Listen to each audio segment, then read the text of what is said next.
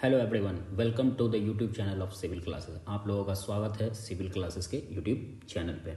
आज हम लोग इंडियन इकोनॉमी से रिलेटेड एक इम्पॉर्टेंट टर्म्स को पढ़ेंगे, जिसके बारे में अभी रिसेंटली न्यूज में भी आप लोगों ने सुना होगा, जिसका नाम है CRR, that is cash reserve ratio. Sir, ये करंट अफेयर में क्या न्यूज में है? तो आइए स्क्रीन पर आप देख सकते हैं कि the monetary policy committee of the Reserve Bank of India on Friday reduce the cash reserve ratio CRR by 50 basis point to 4%। ये कहता है सर, इंडियन इकोनॉमिक्स टाइम्स का ये न्यूज़पेपर है जिससे हम लोग ये पढ़ देख रहे हैं। इसमें कहता है कि RBI ने क्या किया है, CRR को, कैश रिजर्व रेशियो को 50 बेसिस पॉइंट से रिड्यूस कर दिया है, मतलब 0.5% रिड्यूस कर दिया गया है। एंड एट प्रेजेंट CRR कितना हो गया रिड्यूस करने के बाद? तो 4% हो गया है।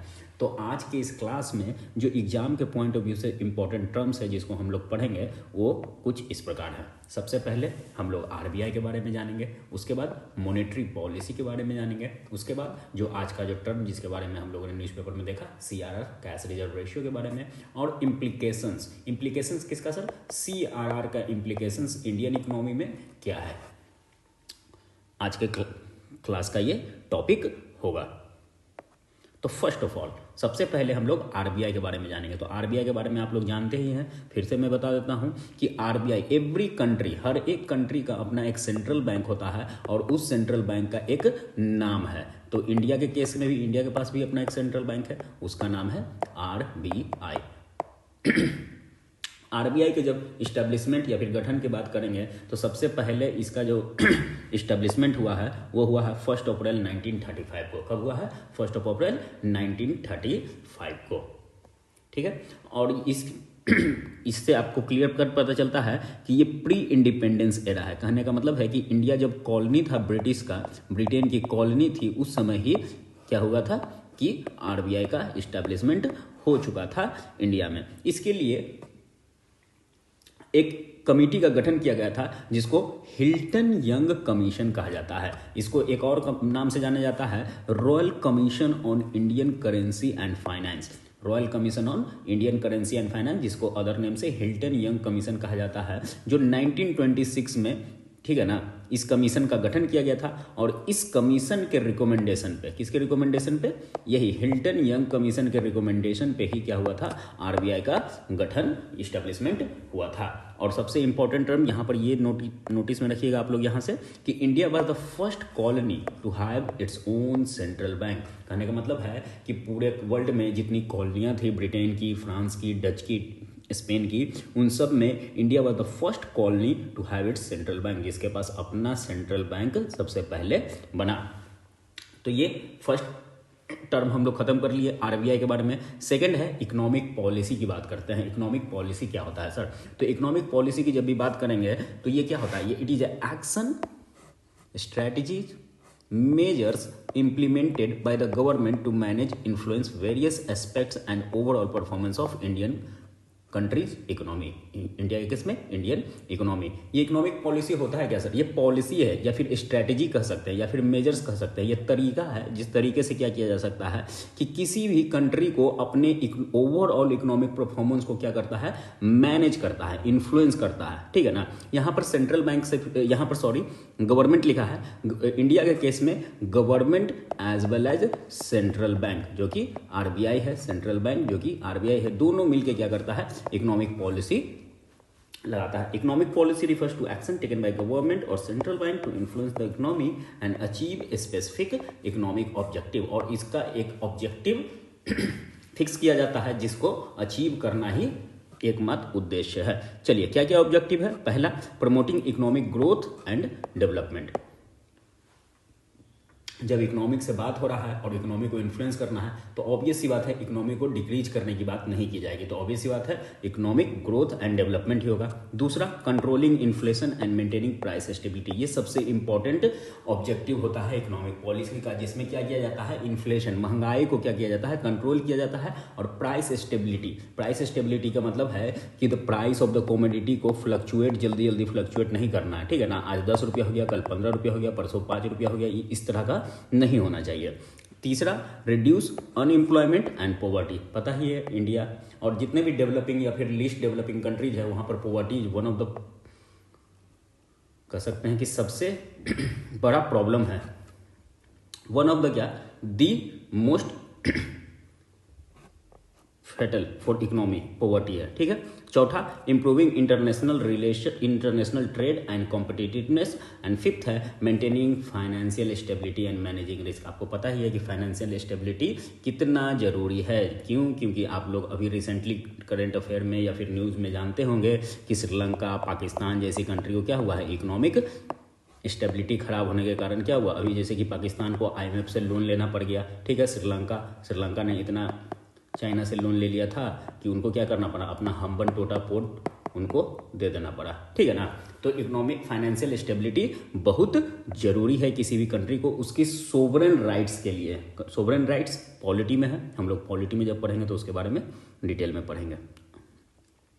अब देखिए, इकोनॉमिक पॉलिसी की जब बात किए तो इकोनॉमिक पॉलिसी को अगर देखा जाए तो दो तरीके से इंट्रोड्यूस किया जाता है। पहला है फिस्कल पॉलिसी और दूसरा है monetary policy. Fiscal policy and monetary policy. जब फिस्कल पॉलिसी की बात करेंगे तो ये गवर्नमेंट मेजर्स होता है, गवर्नमेंट के द्वारा लिया गया मेजर्स को क्या कहते हैं, फिस्कल पॉलिसी कहते हैं, economic policy of the government. इसमें क्या होता है सर, इसमें देखिए जैसे कि अगर बजट के केस में टैक्सेशन, ठीक है, गवर्नमेंट एक्सपेंडिचर जैसे कि सब्सिडीज वगैरह देती है, तो ये सब क्या है, फिस्कल पॉलिसी है जो गवर्नमेंट मेजर्स लेता है कंट्रोल करने के लिए, इकोनॉमिक स्टेबिलिटी मेंटेन करने के लिए। एट द सेम टाइम जो सेकंड टाइप ऑफ मेजर्स है जो कि इकोनॉमिक पॉलिसी में यूज किया जाता है वो है मॉनेटरी पॉलिसी। इंडिया के केस में मॉनेटरी पॉलिसी को मैनेज करने के लिए मॉनेटरी पॉलिसी कमेटी बनाई गई है, RBI इसको देखती है, ठीक है ना। Refers to the action of central bank, India के केस में RBI, to control money supply and interest rate. Money के सप्लाई को कंट्रोल करना है और इंटरेस्ट रेट को कंट्रोल करना है। Reflected in the bimonthly monetary policy update, यही है मॉनेटरी पॉलिसी के द्वारा अपडेट किया जाता है जो हर 2 महीने पर दिया जाता है। तो ये मॉनेटरी पॉलिसी हो गया। नेक्स्ट आएंगे सर, इसके बाद मॉनेटरी पॉलिसी का क्या क्या मेजर्स है। देखिए जब हम लोग इकोनॉमिक पॉलिसी इसको देखते हैं, इकोनॉमिक पॉलिसी को देखते हैं तो इकोनॉमिक पॉलिसी में हम लोगों ने क्या देखा, monetary policy and fiscal policy. जब मॉनेटरी पॉलिसी देखते हैं तो इसके भी 2 टाइप्स हैं। पहला क्वांटिटेटिव एंड दूसरा क्वालिटेटिव। तो क्वांटिटेटिव एंड क्वालिटेटिव, ठीक है, 2 इंपॉर्टेंट टर्म्स है। क्वांटिटेटिव में ही आता है अलग अलग। तो यहां पर देखिए क्वांटिटेटिव में आता है बैंक रेट में repo rate, reverse repo rate, bank rate itself. Second है ओपन मार्केट ऑपरेशंस, इसके बारे में भी आप लोगों ने सुना होगा जिसको शॉर्ट फॉर्म में OMOS कहा जाता है। और तीसरा है variable reserve ratio, variable cash reserve ratio फिर या फिर वेरिएबल रिजर्व रेशियो। और इस वेरिएबल रिजर्व रेशियो का 2 पार्ट है, cash reserve ratio and statutory liquid ratio, CRR and SLR। तो क्वांटिटेटिव मेजर्स, यहां पर हम लोगों ने क्या देखा कि इकोनॉमिक पॉलिसी में जो मॉनेटरी पॉलिसी इसका सब पार्ट है, इस मॉनेटरी पॉलिसी का वन ऑफ द मेजर्स है वो क्या है, क्वांटिटेटिव मेथड है। और इस क्वांटिटेटिव मेथड में CRR को यूज किया जाता है, CRR और SLR को, cash reserve ratio and statutory liquid ratio के। हमारे एग्जाम पॉइंट ऑफ व्यू से यही इंपॉर्टेंट है, कैश रिजर्व रेशियो और स्टैट्यूटरी लिक्विड रेशियो। चलिए, what is cash reserve ratio? तो it is the percentage of total deposit with the bank with that must be maintain with the RBI in cash. क्या कहता है कि एक bank है B1, इस बैंक के पास जितने टोटल डिपॉजिट्स आएंगे, कितने आएंगे, टोटल डिपॉजिट्स आएंगे, इस डिपॉजिट्स का सर्टेन परसेंटेज इस बैंक को RBI के पास जमा रखना है, इस बैंक को RBI के पास जमा रखना है और in the form of cash के रूप में जमा रखना है। और ये जो टोटल डिपॉजिट है, इस टोटल डिपॉजिट को कहा जाता है NDTL, net demand and time liability, जिसको यहां पर लिखा हुआ है net demand and time liability NDTL। तो ये जनरल टर्म्स था, अब इसको पूरे टेक्निकल टर्म्स में पढ़ते हैं। CRR is the percentage of net demand and time liability, percentage of net demand and time liability that commercial bank must maintain with the RBI in cash.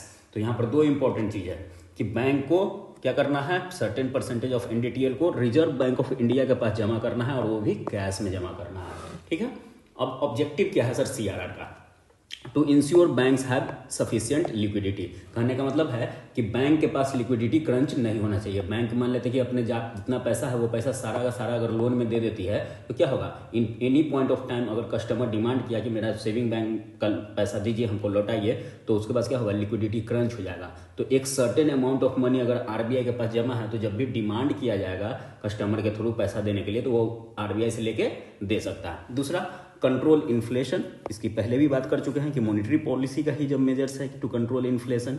ठीक है, तो CRR it is the one of the method, one of the tool by which inflation can be controlled by reducing excess money supply. कहता है कि अगर CRR को introduce करके हम लोग क्या कर सकते हैं, मार्केट में जो रुपया अवेलेबल है उसको क्या कर सकते हैं, कम कर सकते हैं। कैसे कम करेंगे, सीआरआर को इंक्रीज कर देंगे। क्यों, क्योंकि सीआरआर को इंक्रीज करेंगे तो रुपया मार्केट में कम हो जाएगा। क्यों कम होगा सर, क्योंकि ये कहता है डिफिनेशन में कि बैंक को क्या करना है, अपने टोटल डिपॉजिट का सर्टेन अमाउंट क्या करना है, आरबीआई के पास कैश में जमा करना है। इसका मतलब क्या है, इसका मतलब है कि सीआरआर क्या करता है, लिमिट करता है किसी भी बैंक के लोन गिविंग कैपेसिटी को या फिर उसके टोटल डिपॉजिट्स को टू मेंटेन फाइनेंशियल स्टेबिलिटी। ये भी one of the important objective है।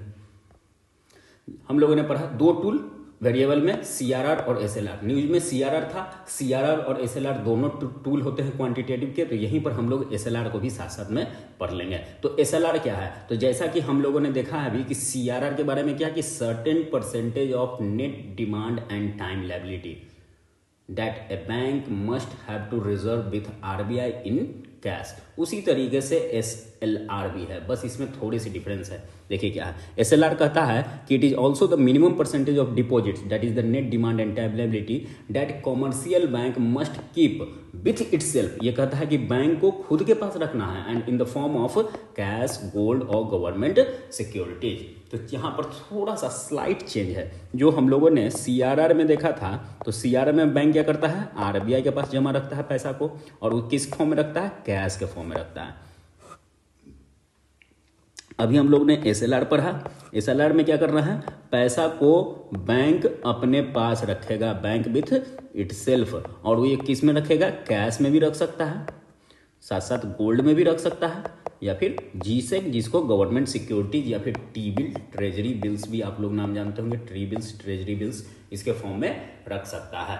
तो एसएलआर और सीआरआर दोनों में एक दो स्लाइड डिफरेंस है। पहला, बैंक को एसएलआर में बैंक को अपने पास टोटल डिपॉजिट का सर्टेन परसेंटेज रखना होगा, और वो भी किस किस फॉर्म में, कैश में, गोल्ड में, गवर्नमेंट सिक्योरिटीज में। यहीं पर एक इंपॉर्टेंट टर्म्स जो नोट के रूप में आप लोग देख सकते हैं कि रिक्वायर्ड रिजर्व इक्वल टू क्या होता है, सीआरआर प्लस एसएलआर। कहने का मतलब है कि सीआरआर और एसएलआर को कंबाइंड रूप में हम जब लोग देखते हैं तो उसको क्या कहा जाता है, रिक्वायर्ड रिजर्व कहता है। और ये रिक्वायर्ड रिजर्व क्या होगा, ये रिक्वायर्ड रिजर्व का मतलब हुआ सर कि a bank must have to maintain a certain percentage of its total deposit that is NDTL, net demand and time liability, with bank itself as well as RBI in the form of cash, in gold और in government security।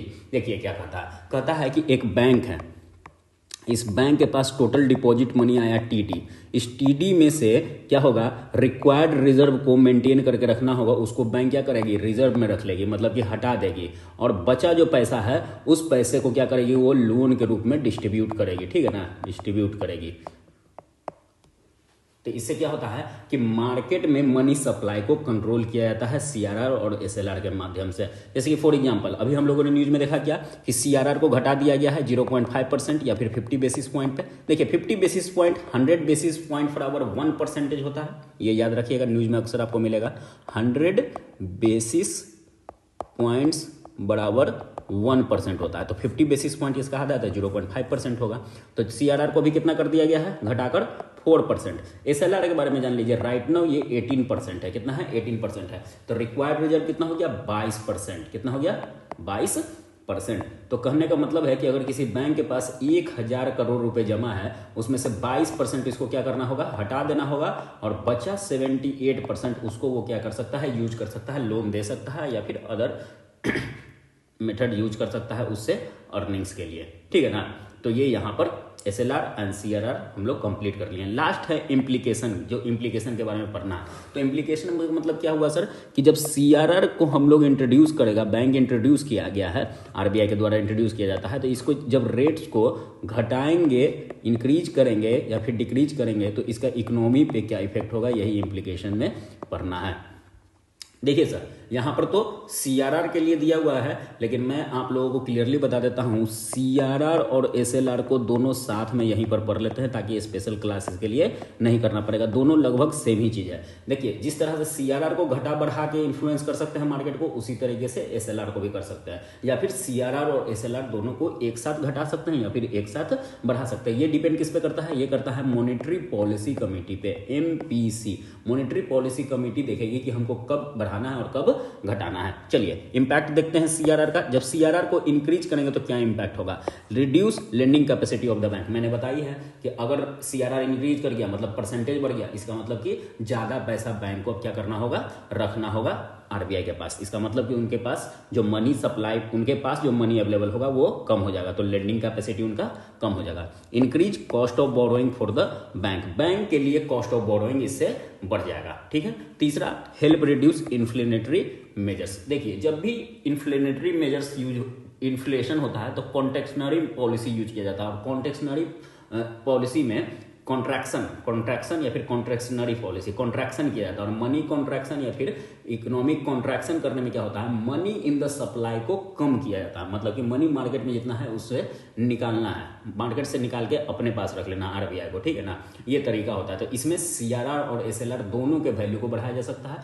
या फिर one of the किसी एक को, CRR को या फिर SLR को। इसी का जस्ट रिवर्स होगा जब सीआरआर डिक्रीज करेगा। तब सीआरआर डिक्रीज करेगा तो क्या हो जाएगा, increase lending capacity of the bank. Lending capacity of the bank बढ़ जाएगा। क्यों बढ़ जाएगा, क्योंकि उनके पास मनी अवेलेबिलिटी बढ़ जाएगी। दूसरा, reduce the cost of borrowing for the bank, bank का कॉस्ट ऑफ बोरोइंग को घट जाएगा। इसका मतलब कि बैंक भी कम रेट पर, कम ब्याज पर मार्केट में लोन दे पाएगा। And can stimulate economic growth. अगर कम रेट पर बैंक लोन देगी तो कंपनी क्या करेगी, ज्यादा से ज्यादा लोन लेके इकोनॉमी में क्या करेगी, प्रोडक्शन करना शुरू करेगी। तो it is the one of the reason why which economic growth can be influenced. तो these are the important terms which is important for our class, इस करंट अफेयर के न्यूज से। जैसा कि हम लोग पहले भी पढ़ चुके हैं, उसी तरीके से आज के इस क्लास का क्वेश्चन जो आप लोगों को कमेंट बॉक्स में बताना है कि who is the current chairman या फिर चेयरपर्सन ऑफ आरबीआई। अभी आरबीआई के चेयरपर्सन चेंज हुए हैं। आरबीआई चेयरपर्सन जिसको क्या कहा जाता है, गवर्नर ऑफ आरबीआई। क्या कहा जाता है, गवर्नर ऑफ आरबीआई। तो आप लोगों को कमेंट बॉक्स में बताना है कि अभी एट प्रेजेंट आरबीआई का गवर्नर कौन है, इंडियन सेंट्रल बैंक का गवर्नर कौन है। ठीक है। थैंक यू वेरी मच आज की क्लास के लिए। फिर हम लोग नेक्स्ट क्लास में मिलते हैं। Thank you.